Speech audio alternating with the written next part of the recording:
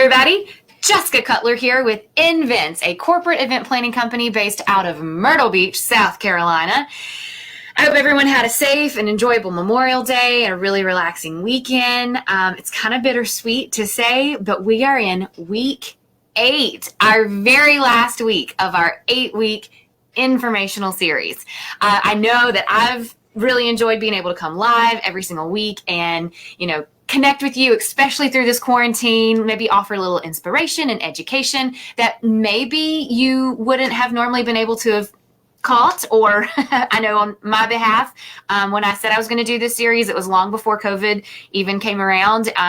And it has been so time consuming for me. Like writing all this content has just been very, not difficult, just time consuming. So I would like to think that maybe I've given you a better informational series because I have had the time to really kind of put my heart into them. So I hope that you've enjoyed, and I hope that you've been able to learn something throughout this process with me. If this is your first time catching one, no problem. We've got them all still on our Facebook page. We're going to upload them to our YouTube, so you can always go back and watch them. Just as a quick little recap, week 1, we talked about how to become an event planner. Week 2, we talked about the origins of Invents, the who, what, when, where, how, then to now. In week 3, we actually kind of started deep diving into our services with event enhancements. Week 4, we went into when all the event enhancements come together to create some of our larger event designs and themed concepts. Then week 5, we talked about that corporate buzzword, team building. Week 6, we spent an hour talking about transportation logistics. And then last week, week 7, we talked about what it means to be a certified destination management company and some of the best ways to explore the host city through tours and activities, offsite venues, and dine-arounds. So, we have covered a lot of information. I know I haven't covered everything by any means, but I hope I've just kind of given you at least enough, a little snapshot into what it's like a day in my life. And I know so many times I love my family and friends, but realistically, I don't think they really knew what I did until maybe through this. My mama certainly now understands more so what I do, and she does the accounting for me. So she's like, now when you say transportation, and we're like coding it as transportation, like I get it. So if nothing else, I know my at least my fans. That was a combination of family and friends. So my fans, which they probably are my biggest fans anyway, but at least they know a little bit more of what I do. So, all right. So we're going to move through it. Today is going to be real short and sweet. If you missed it last week, we did talk about, like I said, kind of be one of the classification. Oh my gosh, I cannot talk today. This is just where we are this week. Our classifications being a DMC. So for anyone who missed it, that's Certified Destination Management Company. It basically means that we design and implement customized programs based on our extensive local knowledge. And basically we will save the planner, time and money and produce a greater result. So there's, Not every city has a DMC, for sure. That was kind of one thing that I did brag on last week. We are actually one of only 2 certified DMCs in the entire state of South Carolina. So Myrtle Beach is certainly among the elite in the planning world of corporate concierge services. Now, obviously, with that information, there have been clients that have asked if we can take this knowledge to other parts of the state, surrounding areas, and the answer is certainly yes. Of course, yes. Back to week 1. Answer is always yes, at least a level of it. So I'm sure you've seen on many of our lives, even before our Adventure series, but certainly during our Adventure series, just back in January and February, we actually executed programs in Omaha, Nebraska, and Chicago, Illinois. So yes, we definitely travel. Question that I always get, I'll say it up front. They always ask, do we charge more to travel? And the answer is no, we don't charge more to travel. The only difference is that when we do travel, we don't change our pricing structure. We just ask that the cost of travel is covered. So that's, hotels, airport to and from the airport, flight, mileage reimbursement, or food. So that is really the only change when it comes to whether we're in the city or we're traveling somewhere else. the thing that I want to acknowledge when we do travel, especially outside of the Carolinas, we are traveling with a very specific skill set. And I will say we typically do get special pricing because of our classification as a DMC, but I cannot claim to be a local expert in every city that I go to. So I am not necessarily a DMC in every city that I go to. I am an event planner in every city that I go to, but not necessarily a DMC. So especially when we travel into those cities that are outside of the Southeast, and sometimes depending on the level of customization required for that event, it may even make sense for us to work with the DMC in that city. So just kind of reiterating what we talked about last week about DMCs kind of being that local expert in their host city. So what happens when that's the case on our part? If we had to work with the DMC, or, if we're going into a place that, we don't have all the local knowledge per se, for that, we are typically billing for our time and passing along the invoices to be paid out directly to the vendor from the client, versus being a one-stop shop, which is something that we do here more really in Myrtle Beach. And a one-stop shop, what I'm saying when I say that is like we would receive one payment from the client, which would cover our coordination, our on-site time, and then the cost of the vendors. And then basically we would handle paying out all of the vendors for them. So it's kind of the difference. When we're stepping in to assist with like a special event or a small piece of a really large program, being the one-stop shop is usually preferred. I don't know if you remember back in week 4 when we were talking about event design and theme concept, something that I mentioned was in the example that we were using that are around the world, just in that night, there were 20 different companies represented on site. And that was just one 4-hour event. And we actually did 2 for them. So we really, between the 2 events, we probably had somewhere between 35 to 45 different companies represented within those 2 nights. So as you can imagine, versus just being like, hey, here's our time and you bill us, and then here, you're responsible for paying out 45 different vendors. A lot of times it's preferred, especially when that's the case, for them just to be like, here's the check, and then we handle all that stuff on the backside. So in larger programs, trying to kind of throw it all out here, but there's a lot. There's a lot.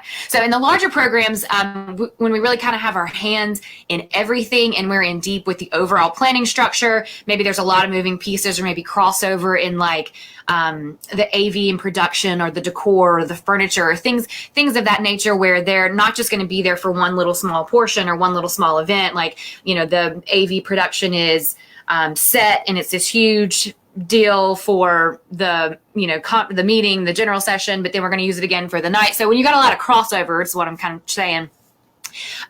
For us, it simply makes sense just to bill for time, and then to let the vendors kind of bundle all their services under one contract, and then the client can pay that out directly. So to sum all that up, it's either we bill for time and then clients pay out all the vendors directly, or on the flip side, we serve as a one-stop shop, and this one charge has coordination, time, and the vendor's costs all bundled together, and we handle paying all the vendors in that. So one company, multiple ways to sort of approach the planning process and the pricing process. And really depending on like the scope of services, whether it's just handling a small little piece or being involved in all of it. Once I've had an initial conversation with them, then typically before we get off the phone in our very first initial conversation, I will say to them, this is how I'm going to price it out. This is how I would like to present it to you. Are you okay with that? And then, usually once we've talked through it and we kind of know what's happening, then we're usually in agreement. So I will say also, when I am doing proposals for the very first time and I'm trying to kind of like keep up with it, Roz, best DMC ever. Love you. Hey, and Sheila and Martina, Michelle. Hey, ladies. And I have to look at the right place. Hi, thanks for watching. Thanks for coming on. Where was I? Okay, so like I said, initial conversation, I'm going to tell them how I'm planning to approach the planning and the pricing. But also in that moment, I'm going to try to be very transparent, especially if we're billing on time, what I do and do not consider under the umbrella of planning and coordination. With my convention services background, I would say I'm a solid asset to the planning team when we're talking about site visits or, contracts, negotiations, attrition, rooms block, all that stuff, all the way through the operations side. I've got all that background. That's my forte. But I do have to draw the line. I have to know when it's smart to bring in other professionals that specialize in other areas. For instance, let's say like marketing and like graphic designing. I can plan an event like a champ, but don't hire me to plan and expect me to be able to like sit down and like draw out the conference graphics. That is totally not going to happen.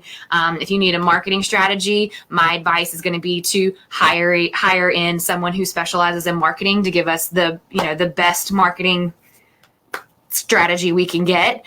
I pride myself in working with the best and certainly not being the best in all departments. Being able to hire in where I'm weak, knowing where I'm strong, managing that team is really where I know for me as an event manager, that's where I excel the most. He would kill me, but I'm just gonna give him some props because all this beautifulness that you've seen, I cannot take any credit for it. I know that I was perfectly not capable of setting and doing any of this. So Corey has come in.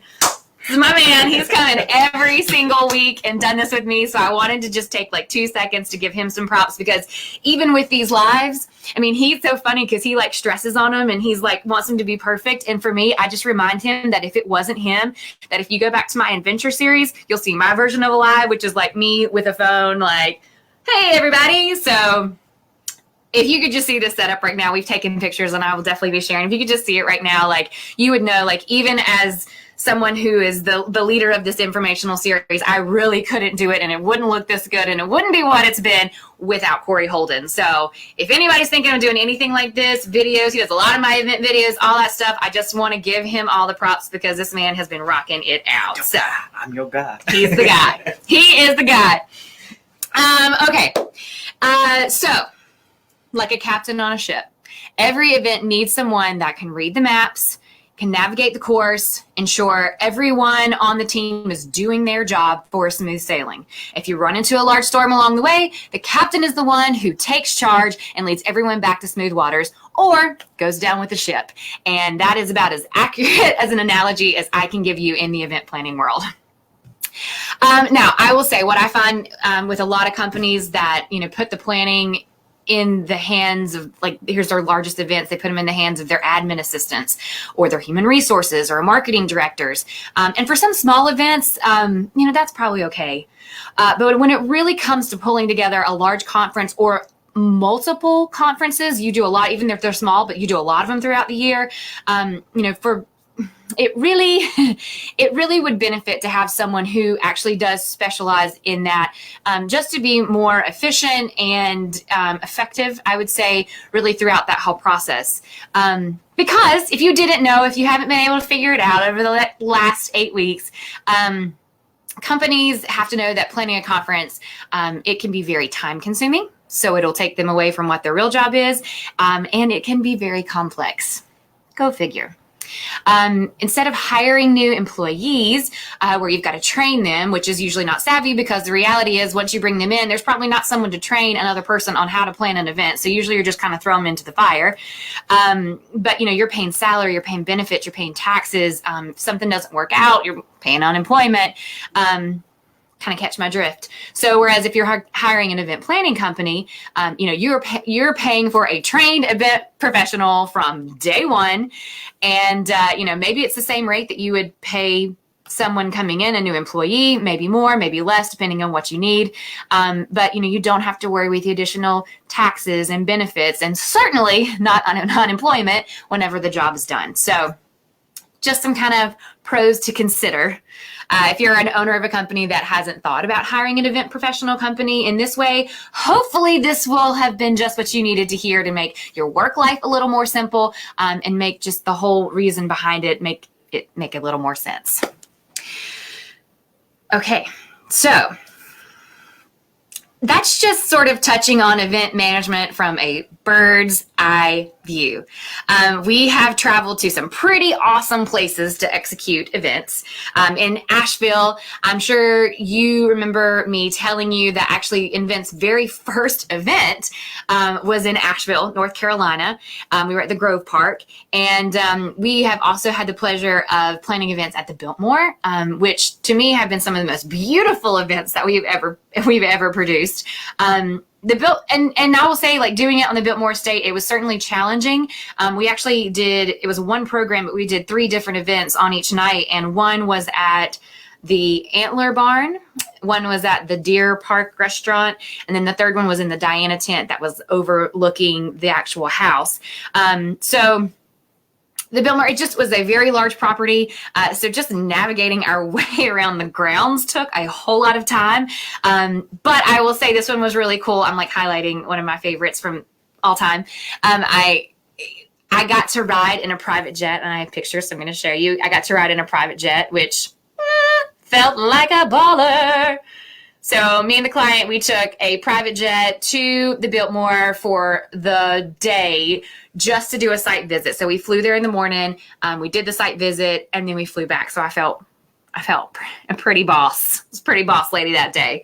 But just to kind of show you just some of the highlight pictures from it, I called this one was my Pinterest event. Like, I just loved it. I loved the colors. The barn was incredible. We set up a tent outside of it. We had a country band. We created all this furniture and like seating sections with hay bales. I'm not kidding. These are like hay bales, like off my dad's farm. Like they live about 2 hours from there. And so I just hired him to come and bring his hay bales, because why not? Right. So that was our first night. And then the second night, I'm sure you've seen these throughout a lot of our posts because these are some of my favorite events. This was where we did it at the Deer Park Restaurant. Just beautiful. It had lots of colors, had lots of little alcoves. We actually removed the bench seating, which you can kind of see. There's like, we would leave some bench seating and we'd throw pillows on it. And then we'd throw in some other like ottomans and woodsy things. This was the inside of it. It had beautiful like lighted beams in there. I just loved it. So that one was really cool, and I really loved that one. And then this one was the final night where we were in the Diana tent, and this one was just incredible. And I will say, I should have put this picture in here. So I just love this one. It has like patterns. If you notice on this one, like you look really hard. Look really hard at this picture, because every single bow on the back of these chairs are tied exactly identical. And I will forever, ever harp on this, because I apparently made it my mission this day to tie all of them myself. So I hate to admit, but it literally took me 5 hours to tie every single chair. And that's ridiculous. And I'll never do that again, because do you know how many people noticed? Me. I was the only person that noticed. And then, of course, when it came time to tear down and I had to like untie all of them, like my heart broke a little. So just can't commit like that anymore to bows on backs of chairs. And then I love this picture from the final night. So this was like looking back towards the house from the tent, where we had all these kind of like lighted and chrome and things, and you could like see the house over the hill. And it was just absolutely beautiful. All right, so we've spent time in Savannah, Lake Lanier, Georgia, Hilton Head, Charleston, Greenville, South Carolina, Raleigh, Charlotte, Goldsboro, Pinehurst. So Southeast, we're all over it.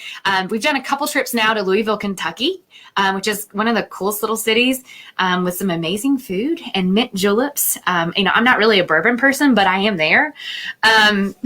But, like I said, earlier this year, we did, we set up a trade show in Omaha, Nebraska.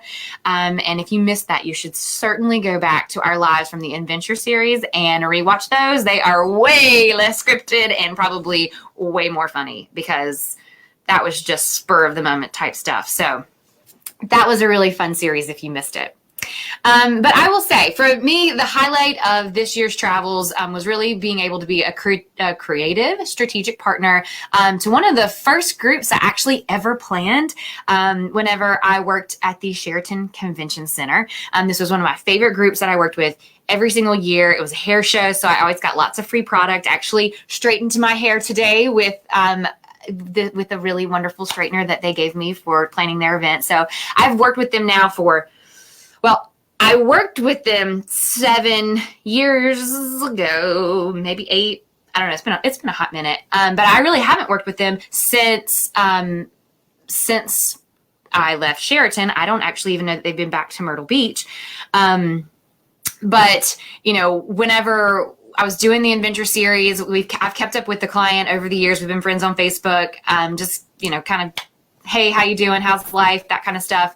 But when we started doing the adventure series and she started seeing me travel, like she called me and she was like, hey, like, do you, like, I see you travel. Like, can you do what you do, but in Chicago? And I was like, why, yes, I can. So, for them, they already have a planning team in place. They have like a lead event planner and she rocks. She was awesome. And, really for them, it was getting kind of close, but they wanted to have some really cool special events within their larger programs, one on Friday night and then one on Sunday night. So for her, it was just kind of like, hey, can you come in and just design these events, help us get everything we need, get it all ordered for us, and then obviously come on site and help us, execute it. On Sunday night, I mentioned this a couple times throughout, like it was for 1,900 people, but they had basically 2 hours to flip the room from like a 2,000 theater set to a 1,900 person banquet set. So it was a huge flip in a very short amount of time. And I hate to toot my own horn, but like for me, that's sort of the easy stuff. It was a really great program. So when all this is over, I still hope that I can still travel with them. But for me, like one thing that I just want to point out is that, for her, she didn't want to spend less money or put more on anybody else. Like, get them trained, figure out the system, kind of whatever, for this, like she saw the opportunity to kind of hire somebody, knew what they were doing, could come in, gave her immediate more time and certainly more peace of mind. She called me on a Thursday. We executed a contract by Monday, and then she had an inspiration board, a diagram, and actual orders, everything by that Friday. The event took place 2.5 weeks after that. And I even finished all the little planning things, working through the diagrams and any changes that we talked about while I was attending the ADME conference in Puerto Rico. So everywhere. Actually have some cool little shots just so you can see what I'm talking about. Here we go. This is, like I said, I did a quick inspiration. We had to move fast. So this was just like, get it on paper, show her where your head's at. This was my centerpiece inspiration board, and bless her heart, this is all she got in terms of like what I told her I was going to lay out for her. But she loved me and she trusted me enough to believe that I knew what I was doing, which I'm glad that she did, because this is ultimately what came out. This was our little centerpieces. I love this one. It's like a little rock and roll one. These boas and these little tables with all this. I mean, it was a hodgepodge of stuff. It had a lot of pieces to it. That is for sure. Love this shot. Love the scrunchie. All the furniture pieces. These were really cool. I will say, so I loved these centerpieces. I thought they were awesome. I put it on the order sheet to order it all. But her team, they actually stepped up and they made all of these little centerpieces on site. These were the small ones, and then we had really big ones. So I loved that. And then I loved all these little fiber optics. And then this was like the reception room. So it was just really, really awesome. I love this picture. I created this collage and I posted it. So basically, I ordered everything you can see in the top left-hand corner. That's kind of what I started with boxes. And it was like every single day I would take pictures and I would prep stuff. So like that top right corner, I still had boxes in the back, but I like was prepping centerpieces as we were going. And then the bottom right-hand corner, like that's how I left it. So me and my coffee, that is how we survived. I called it the dungeon. I sat down there. Like I said, if you haven't seen the adventure series, go back and watch it. There's one night where like I literally spent all day opening up all these ridiculous like 80s plastic props. And so there's like there's one live where I'm literally talking like just like how I felt like maybe it was against me, like why, like I had to like put the batteries and everything. So I'm like working with the script. It was hilarious. I was delusional and I'm just complaining. So, you know, if you missed it, go back and watch that series. It's funny. Yeah, it was way less scripted and probably not appropriate. So you should go back and watch it basically. Now, hi. Me and Siri, we're actually apparently having a conversation as well.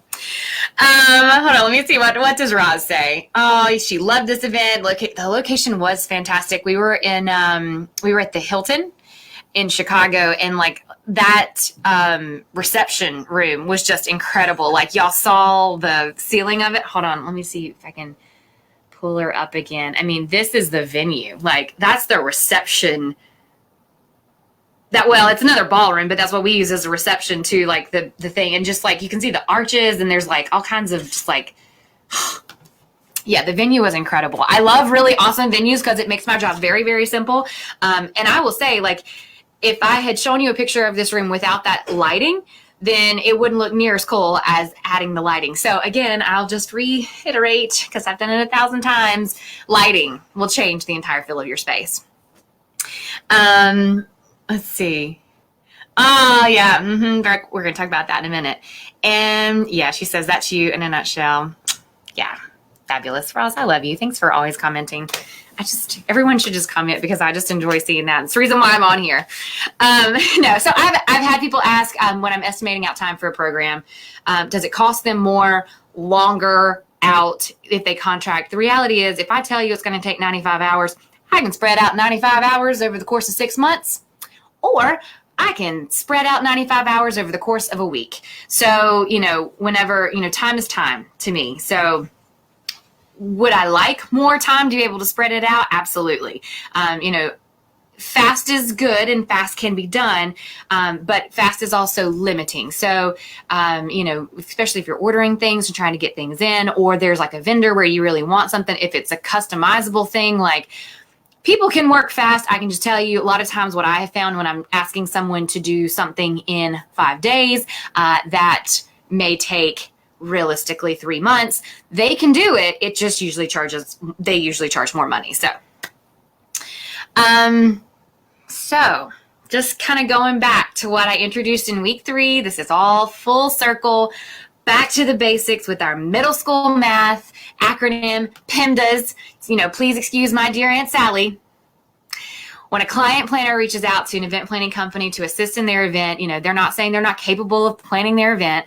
What they're saying is that, you know, they recognize that a portion of their event can be exponentially better by multiplying the amount of work that they're getting done, by dividing their workload, by adding another event professional, and then and which is more experience, and then subtracting the amount of risk that is solely on their shoulders. So more time, more experience, less risk. Just as you would take your car to a mechanic to make it run better, or you go to the doctor to feel better, you know, when you hire an event planning company, you're taking back control over your time, providing your team and your attendees with the best event experience ever. And if that's not what's happening, then you need to get a better event planning company. But just in keeping with each week, you know, I just kind of want to leave you with my final words, my final tip for being an effective event manager. I've said it many times, meeting and exceeding expectations is the way to be successful, not just in event planning, in every single type of business.